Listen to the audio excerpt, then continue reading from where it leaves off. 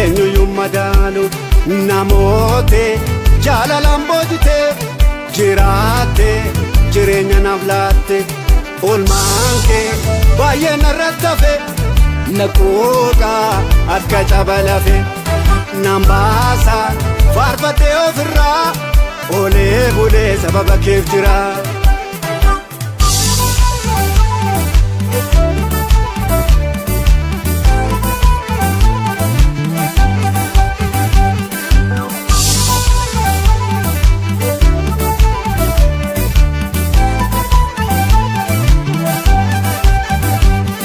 Singoru sini simorkadhu harkaa keerraa dhugee kana nyaadhu barruun kee inni nama baatu nan buufne maqaan kee ulfaatu hojiin kee qajeelummaan nume hin qaabu ani sirraa gume araarri ati buufte suni nu taasisee warra carroomanii ati goota goota caalu siin eenyuyyuu madaalu namoote jaalalaan boojite jiraatte jireenya naaf laatte oolmaan kee baay'ee narratti hafe naquuqaa akka cabalafe nan baasa faarfadhee ofirraa oolee bulee sababa keef jira. Sinanole Yesuus sinanole Abba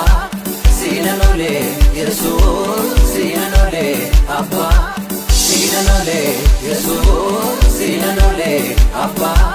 sinanole Yesuus sinanole Abba.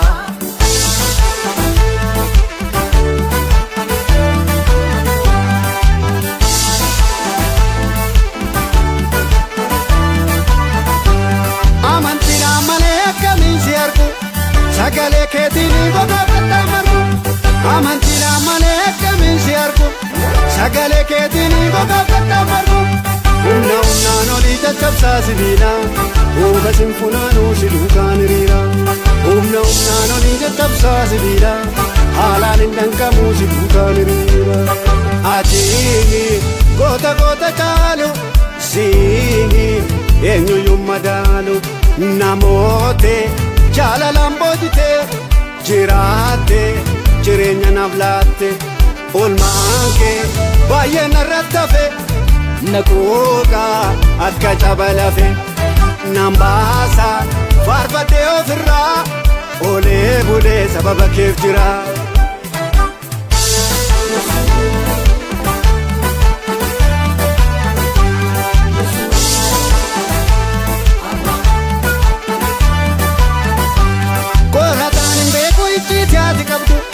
Akka foon qabeessaa takka hin dadhabu qorataan hin beeku icciiti ati qabdu akka foon qabeessaa takka hin dadhabu hojiin kee guddise baay'ee ajaa'iba dhugaa amansiisaa hin qaburra dhiba hojiin kee guddise baay'ee ajaa'iba dhugaa amansiisaa hin qaburra dhiba ati goota goota caalu siin eenyuyyuu madaalu namoote jaalalaan boojite jiraatte jireenya naaf laatte oolmaan kee baay'ee narratti hafe naquuqaa akka cabalafe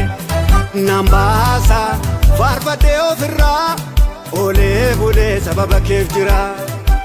Sinanole Yesuus sinanole Abba